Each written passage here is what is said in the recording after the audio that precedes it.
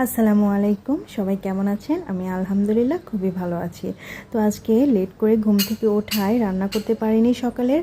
তো ভাবলাম বেলা হয়ে গিয়েছে, দুপুরের রান্নাটা চটজলদি সেরে নেই।